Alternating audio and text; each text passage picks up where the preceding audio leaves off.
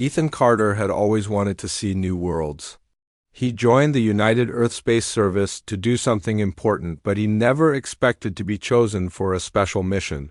He was just a security officer, new to the job, and always did what he was told.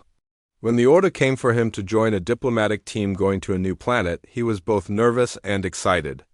This was his first trip to another world. The mission team was a mix of important people and workers like Ethan. Captain Linda Moore was the leader. She was a strong woman who spoke with a clear voice. The scientists and diplomats wore clean suits and carried papers.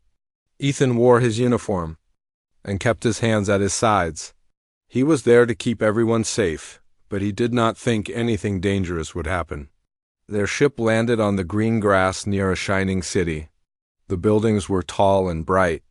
Strange birds flew in the air. The humans had learned the name of the planet Sarava from the first messages they received. They knew the people here called themselves Saravians. They were peaceful but private. No humans had met the Saravian queen yet. Ethan stepped off the ship with the others. He felt small compared to the city. 2 alien guards waited for them. They were tall, blue-skinned, and wore silver armor. The guards led the humans along a path lined with flowers and small trees. Ethan tried to walk calmly and not stare. Everything was new and different. The group reached a large palace with white walls and shining windows. The doors opened slowly. The Saravian queen stood inside with her advisors. She was even taller than her guards, her skin glowing softly and her eyes bright and gentle. Her hair looked like threads of silver and moved in the air. She wore a long dress with simple patterns. Captain Moore bowed and greeted the queen as she was taught to do. The queen nodded, looking at each human. When her eyes fell on Ethan, something changed. She walked past the captain and the diplomats and stopped in front of Ethan. The room became silent. Everyone waited to see what would happen. Ethan stood still, unsure what to do. He felt nervous with so many eyes on him. The queen looked at him closely, her face serious and thoughtful. Then, to everyone's shock, she bent her knees and knelt before Ethan. The queen lowered her head and spoke softly in perfect English. She called him the Chosen One. She said, "You are the one we have been waiting for." Ethan could not believe what was happening. He looked at Captain Moore, hoping for help, but she was just as surprised as he was. The other humans whispered to each other. The Saravian advisors seemed worried and confused. No one knew why the queen was acting this way. Ethan tried to speak, but his words came out in a whisper. He said, "I think you made a mistake. I am just a guard." The queen shook her head slowly. She did not rise from the floor. Instead, she looked up at Ethan with hope in her eyes. The silence in the room felt heavy. The queen's action was strange and important. Some Saravian guards looked upset, others looked pleased. The human diplomats began to talk quietly among themselves. They did not know what to do. The queen finally stood up. She smiled at Ethan and said, "You have come. As the story said you would. Our people need you." She reached out and took his hand for a moment. Her touch was cool and gentle. Ethan felt a strange warmth in his chest, but he was more confused than ever. Captain Moore quickly stepped forward and tried to regain control of the meeting. She thanked the queen for her welcome and asked what she meant. The queen answered that Ethan's arrival was a sign. It was the beginning of something new. After the meeting, Ethan's team took him aside. They asked him if he knew the queen or her people. Ethan shook his head. He had never been to this planet before.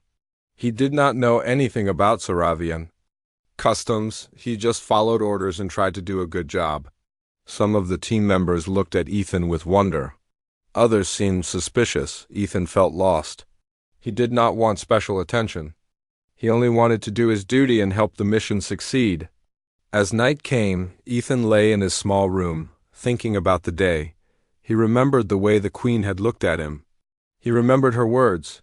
He wondered what would happen next. He wanted to ask her why she chose him, but he did not know if he would get the chance. He hoped tomorrow would bring answers. For now, he just tried to sleep, not knowing that his life was about to change forever. Ask ChatGPT. Ethan woke up early the next morning, feeling restless. He looked out his window at the strange city. The sky was a soft purple and birds with long wings flew past. He washed his face and put on his uniform, not sure what the day would bring. He remembered how the Queen had knelt before him and called him the Chosen One. It still did not make any sense. When Ethan entered the dining hall, the other members of the human team were already there. Some of them looked at him with curiosity, while others avoided his eyes. Captain Linda Moore sat at the end of the table. She looked tired, her hair pulled back tightly. She waved Ethan over. "Sit down, Ethan," she said. He did as she asked. The captain looked at him for a moment, then asked, "Are you sure you never met these aliens before?" Ethan shook his head. "I have never left Earth until now. I do not know anyone here. I do not know why the Queen chose me." "Captain," Moore sighed, "this is a difficult situation. The Queen's action changed everything? The aliens are treating you like someone important. We do not know what that means. We have to be careful." A scientist named Brian spoke up. "Maybe Ethan looks like someone from their history or their legends," he said. "Maybe he has something in common with their people." Another team member, Megan, said, "The Queen called him the Chosen One. That cannot be a mistake. There must be a reason."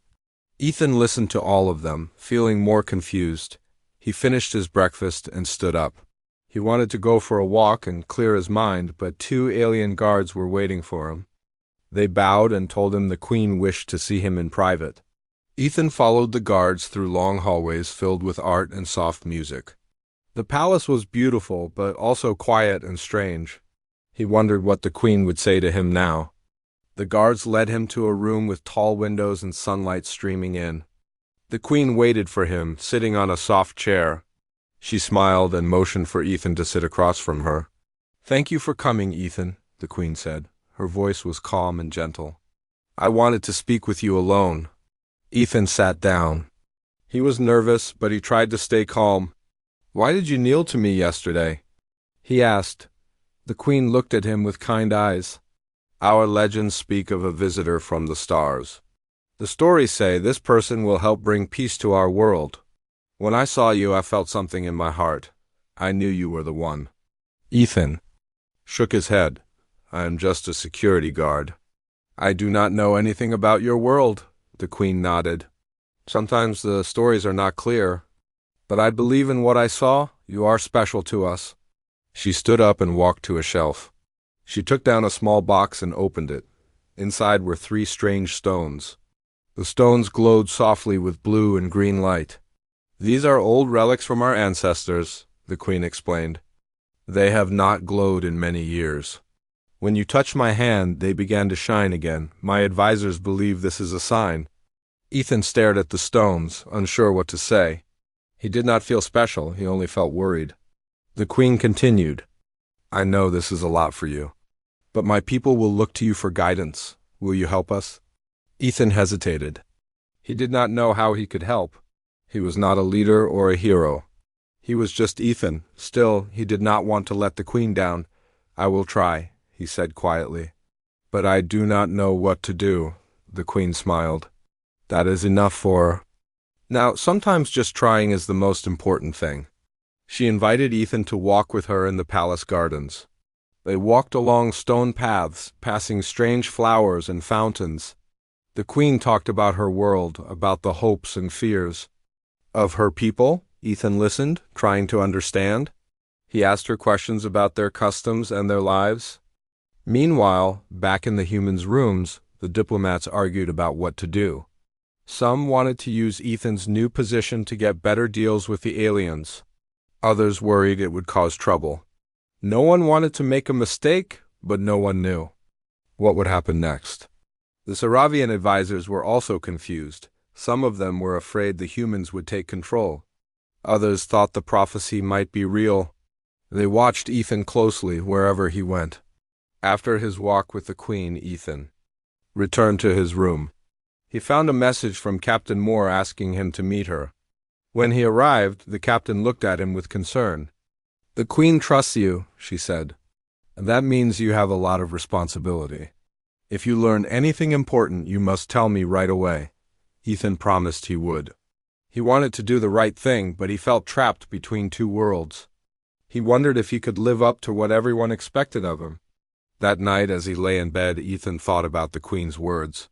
He wondered if maybe the stories had brought him here for a reason, even if he did not know what it was yet. For the first time, he began to hope he could help, even if he was not sure how. Ethan woke up early again.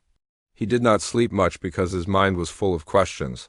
He thought about the Queen, the glowing stones, and the strange prophecy. He did not feel like a chosen one, but everyone around him treated him differently.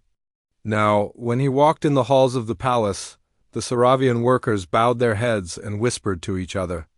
Even some of the humans stared at him like he was someone new. After breakfast, the Queen's guards came to his room. They told Ethan the Queen wanted to show him something important.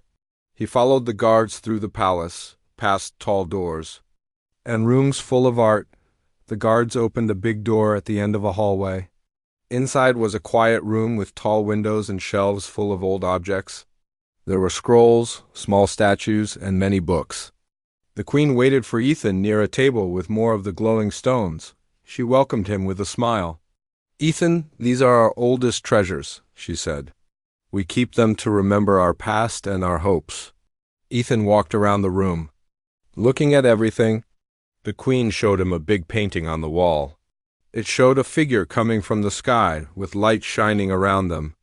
The figure did not look exactly human, but the Queen pointed to it and said, "This is the visitor in our stories. This is what our ancestors believed. They said someone from far away would come and help our people find peace." Ethan stared at the painting. He did not see himself in it, but he understood how important it was to the Saravians. He asked, "How old is this story?" The Queen replied, "No one knows for sure. It was passed down from mother to daughter for many years. Some think it is only a story, but I believe it means something real." The Queen picked up one of the glowing stones and handed it to Ethan. When he touched it, the stone glowed even brighter, and a soft hum filled the air. The Queen looked happy and hopeful. "Our wise people say these stones are waiting for the right person," the Queen said. "When you arrived, they woke up." Ethan felt the warmth of the stone in his hand.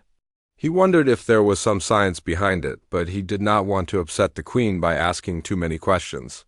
Instead, he said, "What do you want me to do?" The Queen's eyes were serious. "My people are afraid. We have many problems. Some do not trust outsiders. Some fight among themselves. I want you to show them there is another way. I want you to help bring peace." Ethan did not know how to bring peace to a world he barely knew. He thought about his training, which was only for simple problems, not for leading a whole planet. He said, "I will try my best, but I do not know if I can do what you hope." The Queen thanked him and said that trying was the first step. She invited him to join her in a special meeting that afternoon. It was a gathering of the Saravian leaders and advisors. Ethan agreed, even though he was nervous. Later, Ethan met with Captain Moore and the other humans. He told them what happened. In the room of relics, he showed them the stone, which still glowed softly in his hand. Captain Moore listened carefully and nodded. "This is a big responsibility, Ethan," she said. "If the aliens trust you, maybe you can help us make good agreements. Just be careful. Some people might not want you to succeed." Megan, the diplomat, asked Ethan how he felt. He said he was scared but also wanted to help. The other humans gave him advice, telling him to listen, be honest, and always ask for help if he needed it. The meeting with the Saravian leaders took place in a large hall. The leaders sat in a circle, their faces painted in different colors. Some looked at Ethan with respect, but others looked at him with doubt. The Queen introduced Ethan to everyone and said he was the one from the prophecy, one of the leaders. An older Saravian named Oren asked Ethan to speak. Ethan stood up and said, "I do not know everything about your world. I am not a leader. But I want to learn and I want to help if I can." Some leaders smiled, but others did not look pleased. Oren asked Ethan if he would promise to respect their customs. Ethan said yes. He tried to listen carefully to everything the Saravians said. After the meeting, the Queen invited Ethan to join a special ritual.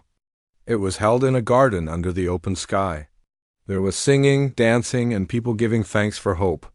The Saravians gave Ethan a small flower, a symbol of friendship. He felt welcomed, but he still wondered what he was supposed to do. As the night grew dark, Ethan sat in the garden, looking at the stars. He thought about his family back on Earth and wondered if they would believe his story. He did not know what tomorrow would bring, but he knew he had to keep trying, for himself, and for everyone who believed in him. Ethan woke up with a feeling of worry. Every day seemed to bring new surprises. He thought about the painting of the visitor, the glowing stones, and the way everyone looked at him now. He never wanted to be in the middle of something so big. He just wanted to help, but he was afraid he would make a mistake. After breakfast, the Queen sent another message to Ethan. She invited him to learn about the Saravian language and their old stories. Ethan agreed because he wanted to understand them better. A Saravian teacher named Lyra came to his room. She was kind and patient, showing him simple words and phrases. Lyra explained that their language was full of soft sounds and flowing sentences. Ethan listened carefully and repeated the words. It was hard, but he tried his best. During the lesson, Lyra told Ethan more about the prophecy. Long ago, the Saravians had many wars. People fought for power, and many families were hurt. The Queen's family believed peace was possible, so they spread the story of the visitor from the stars. The prophecy gave hope to people who were tired of fighting. Lyra said, "The Queen believes you can show us a new way. Even if the prophecy is not real, hope is still important." Ethan thought about Lyra's words. He wanted to help the Queen and her people, even if he was not the chosen one. He thanked Lyra for teaching him and promised to learn more every day. Later, the Queen invited Ethan to join a council meeting. Many Saravian leaders and advisors came to the palace. They wore long robes and spoke with serious voices. The Queen introduced Ethan and asked him to sit beside her. The leaders started to discuss problems in their world. Some wanted to trade with humans, others wanted to keep their secrets. There was talk about peace, but also about fear. The Queen asked Ethan to share his thoughts. Ethan felt nervous, but he remembered what Lyra told him about hope. He said, "On Earth we had wars too. But we learned that working together is better. If we trust each other, maybe we can find peace." Some leaders listened to Ethan and nodded, others were not sure. One advisor, named Talon, spoke against letting Ethan speak. Talon said, "He is an outsider. He does not know our world. We should not follow a stranger." The room grew tense. The Queen stayed calm and said, "Ethan is here to help, not to rule us. He gives us a chance to work together." After the meeting, the Queen walked with Ethan in the palace garden. She looked tired but hopeful. She asked Ethan how he was feeling. He said he felt lost, but he wanted to help. The Queen smiled and said, "You are doing more than you think. My people watch you. They see your kindness. That gives them hope." Later that day, Ethan was invited to a Saravian ritual. The ceremony was held outside under the open sky. The air was full of music and the scent of strange flowers. The Saravians sang songs about peace and new beginnings. They gave Ethan a small gift, a bracelet made of silver and blue stones. The Queen put it on his wrist and said, "This is a symbol of trust." Ethan felt honored but still unsure. He looked at the faces of the Saravians and saw hope in their eyes. He knew he could not solve all their problems, but he wanted to try. Back in the human camp, Captain Moore met with Ethan. She asked about the meeting and the ritual. She warned Ethan, "Some people in our team are jealous. They think you have too much power now. Be careful who you trust." Ethan listened to her warning. He understood that even among his own people there was fear and doubt. He promised to be careful. As the days passed, Ethan joined more meetings and learned more about the Saravians. He visited schools, talked to workers, and listened to their worries. Some people told him stories of sadness and loss. Others shared their hopes for peace. Ethan always listened and tried to help. He became friends with Lyra and some of the young Saravians. The Queen asked Ethan to speak at a big festival. Many people from all over the planet came to the city. Ethan stood on a stage with the Queen. He spoke slowly and simply, using the words Lyra taught him. He talked about hope and working together. The crowd listened quietly. When he finished, the queen hugged him, and the people cheered, but not everyone was happy. In the shadows, some Saravian rebels watched Ethan. They did not believe in the prophecy. They thought the queen was making a mistake. The rebels started to make plans. They decided to stop Ethan before he could change their world too much. Ethan went to bed that night feeling tired, but proud. He did not know about the danger that was growing around him. He only hoped that what he was doing would help the queen and her people find a better future. He held the bracelet on his wrist and made a silent promise to keep trying, no matter what happened next. Ethan woke up in the middle of the night because of a strange noise outside his window. At first he thought it was just the wind, but then he heard soft voices and saw shadows moving in the garden below. His heart started to beat faster. He remembered Captain Moore's warning. Not everyone wanted him there, and now he felt real danger was near. He quickly put on his clothes and quietly opened his door. The hallway was empty, but Ethan saw a light coming from the far end. He moved, slowly, trying not to make a sound. As he reached the corner, he saw 2 Saravian guards standing in the shadows. They did not notice him, so he slipped past and moved toward the queen's chambers. Suddenly, someone grabbed him from behind. Ethan tried to shout, but a hand covered his mouth. He struggled, but the person was strong. More shadows appeared, and Ethan realized these were not palace guards. They were rebels. The rebels tied his hands and pulled him down the stairs. They spoke in angry voices, saying he was not the chosen one and calling him a danger to their world. Ethan tried to stay calm, even though he was scared. The rebels took him through a secret door that led into dark tunnels under the palace. They moved quickly, not letting Ethan see where they were going. Ethan remembered the bracelet the queen had given him and hoped someone would notice he was missing. After a long walk, the rebels brought Ethan to a hidden room. There were more rebels inside. Some looked angry, others afraid. Their leader, a tall Saravian with a scar on his cheek, spoke first. "You do not belong here," the leader said. "The queen is wrong. We cannot trust an outsider." Ethan tried to speak, but one of the rebels pushed him to the ground. The leader continued, "We have followed the old ways for many years. The prophecy is just a story. You cannot save us." Ethan felt hopeless, but he looked at the rebels and said, "I do not want to hurt your world. I only want to help. If you do not want me here, let me go home. I never asked to be your chosen one." The leader stared at Ethan for a long time, then said, "We cannot let you go. The queen believes in you. If you stay, everything will change." As the rebels argued, Ethan searched for a way to escape. He saw a small opening in the wall behind him. It looked like it led to another tunnel. Ethan decided to wait for the right moment. Back at the palace, the queen found out that Ethan was missing. She ordered her guards to search everywhere.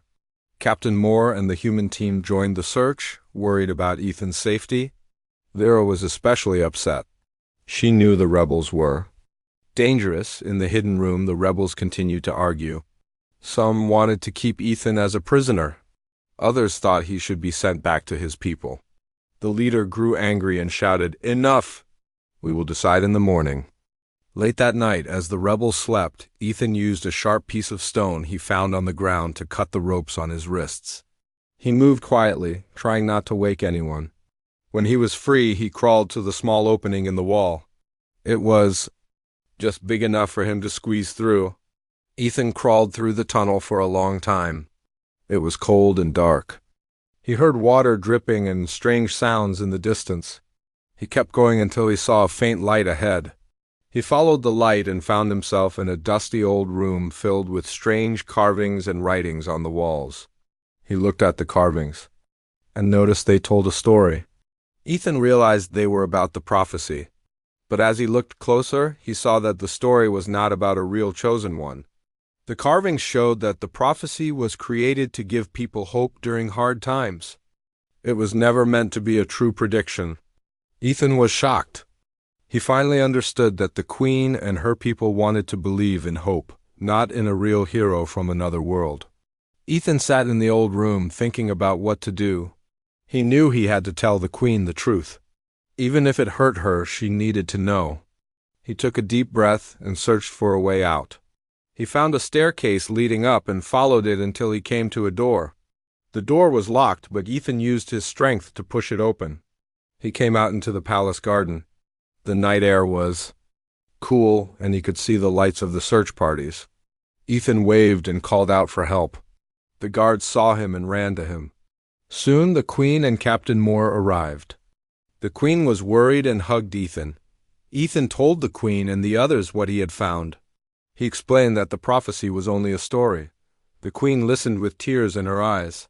She thanked Ethan for telling the truth and said, "Hope is still important, even if the story is not real." Ethan was tired but relieved. He hoped this new truth would help the Queen and her people find real peace, not just hope in a legend. He promised to help however he could, as a friend, not as a chosen one. The next morning, Ethan felt both tired and worried. He had barely slept after escaping from the rebels and telling the Queen about what he learned in the hidden room. He did not know what the Queen would do now. He hoped he had not made things worse for everyone. As he dressed, he thought about how much his life had changed in just a few days. Ethan went to meet the Queen in her private garden. She was waiting for him, sitting quietly by a small pond. Her eyes looked sad, but she smiled. When she saw Ethan, the Queen invited him to sit beside her. "Thank you for telling me the truth, Ethan," the Queen said softly. "I know it was not easy to say those words." Ethan looked down. "I did not want to hurt you, but you needed to know. The prophecy was only a story made to give hope. I am not the chosen one from your legends." The Queen nodded. "It hurts to hear that, but I am grateful you were honest. My people needed hope, and maybe the story helped us. But now we must find a new way forward, one that is true." They sat together in silence for a while. The Queen threw a small stone into the pond and watched the ripples. "Will you still help us, Ethan?" she asked. "Not as the chosen one, but as a friend." Ethan smiled a little. "Yes, I will help. I want to do what I can, even if I am not special. Maybe we can find real answers together." Later, the Queen called a meeting with her advisors and the human team. The palace was full of people whispering about what happened. The Queen stood before everyone and spoke clearly. She told her people the truth about the prophecy. She explained that Ethan had risked his life to bring her the truth, and that was a sign of true friendship. Some of the Saravian leaders were shocked. A few were angry, but others seemed relieved. The old stories had caused many problems over the years. Now, with the truth out, people could talk honestly about what needed to change. Captain Moore spoke up. She said, "We humans also had many stories to guide us, but sometimes we must make our own path.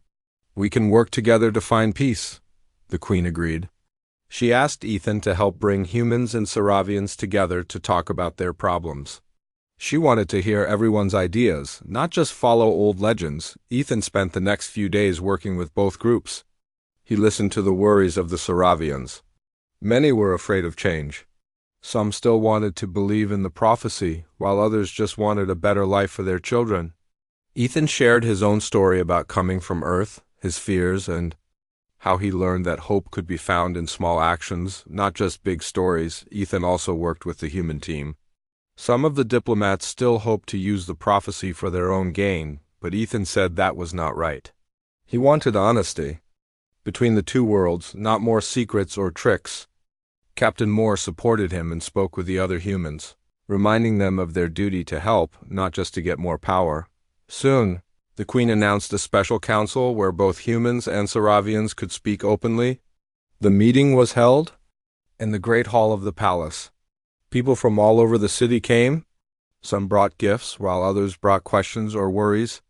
Ethan sat with the Queen and listened as people spoke about peace, trade, and how to solve old problems. During the meeting, the leader of the rebels was brought in. He had been caught by the palace guards. He stood before the Queen and apologized for his actions. He said he had been afraid of change and wanted to protect his people, but he now saw that hope could come from working together, not just from stories. The Queen forgave the rebel leader. She told everyone that real courage came from facing the truth and trying to make things better. The people listened and began to talk more openly. For the first time, humans and Saravians worked together, planning new ways to share knowledge and help each other. Ethan felt proud.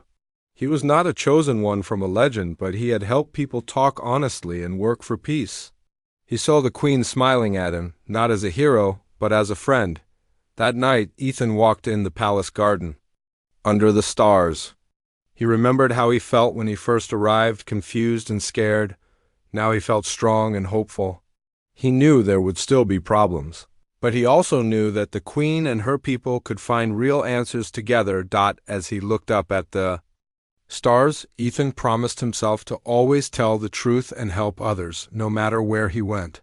He was ready for whatever the future would bring, as long as he was not alone. A few days passed, and the palace felt very different now. People smiled more and walked with hope in their steps. The Queen no longer talked about the prophecy. She talked about working together and building trust. Ethan noticed that the Saravians were less afraid to speak their minds, and the humans were friendlier than before. There was still a lot of work to do, but it felt like a new beginning for everyone. Ethan spent his days helping in small but important ways. He joined the Queen in meetings with city leaders, helping them plan new schools and ways to share knowledge between humans and Saravians. He also visited markets, listened to people's worries, and helped organize games and events where everyone could join in. Sometimes, he just sat with Saravian children and told them stories about Earth. The children laughed at his funny stories and asked him many questions about his home. Ethan felt happy to be needed. One day, the Queen invited Ethan for a walk through the city.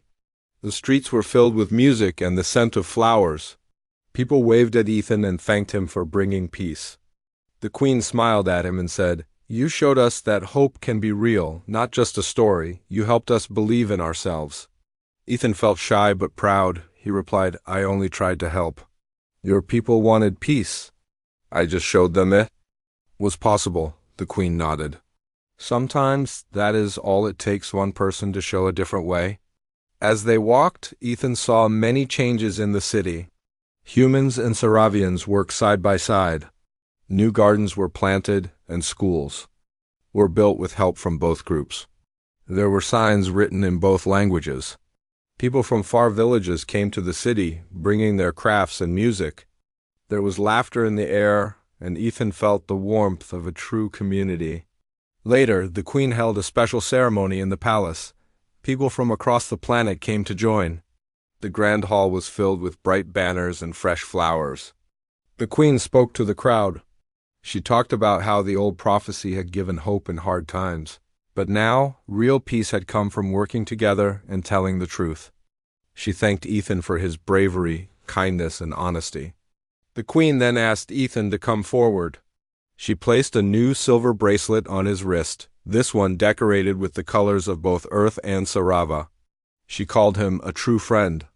And helper, the people cheered and clapped. Ethan felt his heart grow warm with pride and joy. After the ceremony, Ethan found Captain Moore. She hugged him and said, "I am proud of you, Ethan. You did more than anyone expected." "Are you ready to go home?" Ethan smiled. "I will miss this place, but I'm happy to go home and tell everyone what happened here." The Queen met Ethan in the garden before he left. She gave him a small book filled with stories from Sarava, written in both their language and his. "Whenever you feel lost," she said, "remember our story. You do not have to be a hero. You just have to care." Ethan promised to write letters to the Queen and visit again one day.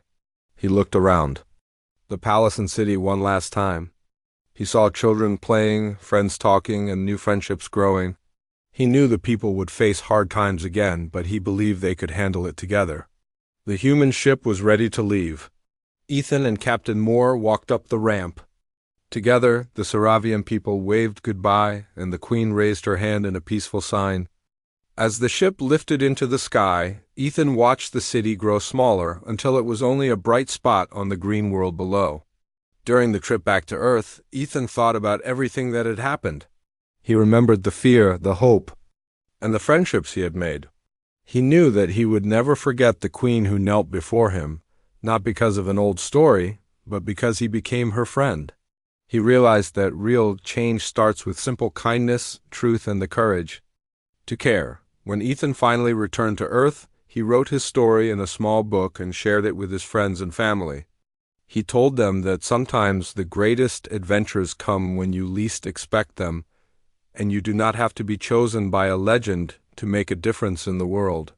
Ethan kept the silver bracelet as a reminder. He wore it every day and thought of the Queen and her people. He knew their story would live in his heart forever. And as he looked up at the stars each night, he felt grateful for the chance to bring hope, not just to another world, but to himself.